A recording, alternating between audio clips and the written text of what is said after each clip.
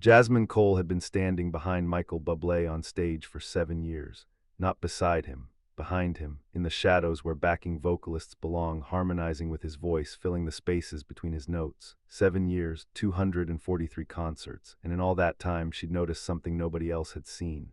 Every night, in the final seconds before the encore, Michael would do the same thing. The house lights would dim, the audience would scream.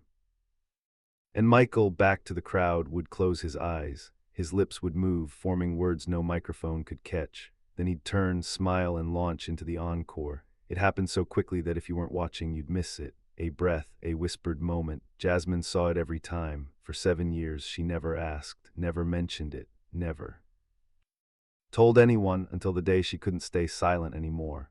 Jasmine joined Michael's touring band in 2004. 26, conservatory trained, 3 years of backup work, hoping for a break that never came. She auditioned against 80 singers. Her voice was perfect, her range impressive, her blending seamless. But what got her the job was something musical director James Thornton noticed. "You disappear," James said. "When you sing harmony, you don't try to be heard. You make the lead sound better. That's rare. The best supporting performance is the one you don't notice," Jasmine had said. She was right. In 7 years, audiences never singled her out. Critics never mentioned her name. That was the job, but standing behind someone on stage night after night gives you a unique perspective. You see what the audience can't see: the small adjustments, the private moments, the habits and rituals that celebrities develop to cope with the relentless pressure of being watched. And Jasmine saw Michael's ritual. The first time she noticed it was during a show in Boston, 3 weeks into her first tour. She'd been focused on her harmonies, on hitting her cues, on not making mistakes. But during the pause before the encore, she happened to be looking directly at Michael's back. She saw his shoulders drop slightly, saw his head bow, saw his lips move in what looked like a silent conversation. She assumed he was nervous, or praying, or centering himself, but then she saw it again in Philadelphia, and Toronto, and Chicago, and Seattle. Every single show, the same moment, the same posture, the same moving lips. After 2 months of touring, Jasmine started paying closer attention. She positioned herself so she could watch Michael during that moment. She studied the timing, always in the final seconds before the encore, always when the lights were down, always when he thought nobody was watching. She considered asking him about it, but their relationship, while friendly, was professional. Michael was kind to his backup singers, learned their names, asked about their lives, but there was a boundary. A distance that celebrity and employee naturally created. So Jasmine kept watching and wondering. By the end of the first year, she developed a theory. Michael was talking to someone, not praying in the general sense, but having a specific conversation. The way his lips moved suggested questions, not declarations. "Are you watching?" Or "Can you see this?" Or "Did I do okay?" But who was he talking to? In 2006, during a tour stop in Vancouver, Jasmine overheard Michael on the phone with his father, Lewis. She was in the catering area backstage, and Michael was standing just around the corner, not realizing anyone could hear him. "Dad, the show tonight was incredible," Michael was saying, his voice warm and excited.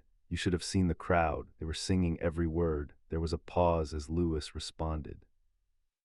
"I know you can't make every show," Michael continued, "but it means everything when you're there. It really does." Jasmine heard genuine emotion in his voice, a vulnerability that the public Michael never showed. That's when her theory solidified. Michael was talking to his father.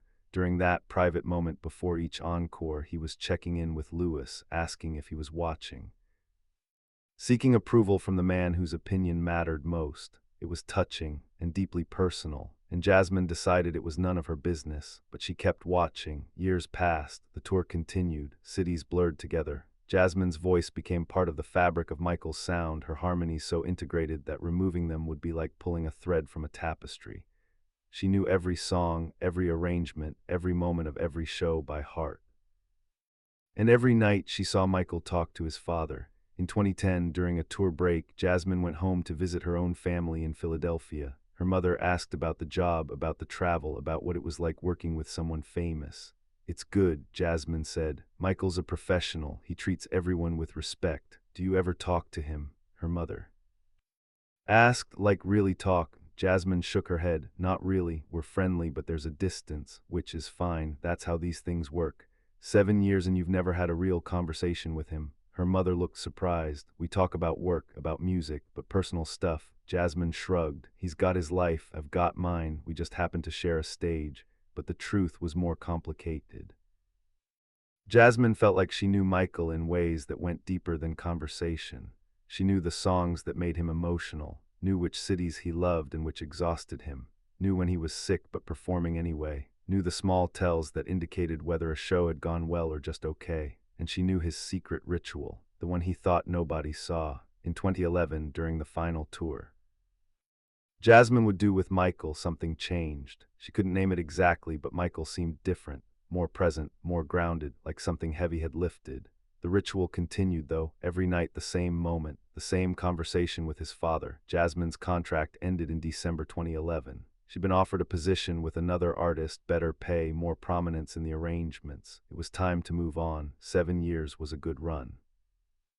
On the final night of the tour, after the last encore, Michael gathered the band and crew backstage. "I just want to thank all of you," he said, his voice sincere. "You've made this tour incredible. You've made me sound better than I have any right to sound."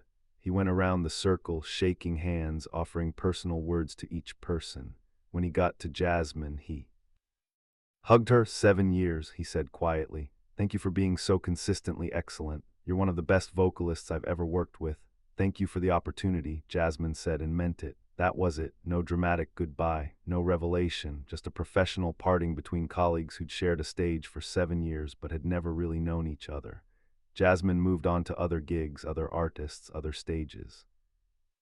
Michael's ritual became a memory, a curious detail from a chapter of her life that had closed. Until March 2018, when Jasmine was scrolling through her phone during a lunch break and saw the news. Lewis Bublé had died, Michael's father, gone at 80. Jasmine sat in stunned silence, the phone trembling in her hands. She thought about that ritual, about 7 years of watching Michael talk to his father before every encore, about the love and need for approval embedded in that small gesture. And suddenly, she understood something that broke her heart. Michael hadn't been talking to his father, who was in the audience. He'd been talking to his father, who was at home, far away, unable to attend most shows. "Are you watching?" wasn't a question directed at someone in the venue. It was a question sent across distance, across space, to a father who couldn't always be there but whose presence Michael desperately needed. Jasmine's eyes filled with tears. For 7 years, she'd witnessed one of the most intimate expressions of love and longing she'd ever seen. A son checking in with his father, a performer seeking approval from the one person whose opinion truly mattered. A small ritual that made the distance bearable, and now Lewis was gone, and Michael would never get to ask that question again. Jasmine found herself crying in the middle of a restaurant, overwhelmed by the weight of what she'd observed without fully understanding. She thought about reaching out to Michael, offering condolences, but what would she say? "I'm sorry for your loss. Also, I've been secretly watching your private ritual for 7 years. Instead, she sat down and wrote him a letter. A real letter, handwritten, not an email or text. She wrote it in one sitting, the words pouring out with an urgency she didn't fully understand. "Dear Michael, I don't know if you remember me. I was one of your backing vocalists from 2004 to 2011. 7 years of tour, hundreds of shows, standing behind you while you performed.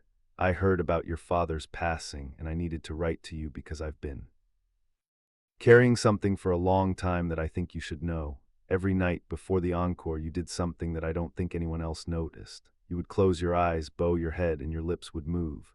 You were talking to someone, and after 7 years of watching, I realized you were talking to your father. I never said anything because it felt private, sacred even, but now I think you should know that someone saw it, that someone witnessed how much you loved him. How much his presence, even from far away, mattered to you. For 7 years, I watched you ask him if he was watching, if he could see you, if he was proud, and I want you to know that what I saw wasn't just a ritual. It was love in its purest form. I'm so deeply sorry for your loss. Your father raised someone who, even at the height of fame and success, never stopped seeking his approval. That's not weakness, that's beautiful. I hope this letter doesn't feel intrusive. I just thought you should know that you weren't alone in those moments. Someone saw you, and what they saw was the most genuine expression of love they've ever witnessed on any stage. With deep sympathy and respect, Jasmine Cole." She mailed it the next day, not even sure if it would reach him. Celebrities have layers of people filtering their correspondence. A random letter from a former backup singer might never make it past an assistant, but 3 weeks later her phone rang from an unknown number. "Jasmine, This is Michael Bublé. Her breath caught. Michael, hi, I wasn't sure you'd get my letter. I got it. His voice was thick with emotion. Can we talk? Are you in LA? I'm in New York, but I'll come to you, he said. Tomorrow, can you meet me? They met at a small café in Brooklyn the next afternoon. Michael arrived wearing sunglasses and a baseball cap, trying for anonymity. When he sat down across from Jasmine, she could see he'd been crying recently. His eyes were red, his face drawn with grief. Thank you for your letter, he said quietly. I've read it probably 50 times in the last 3 weeks.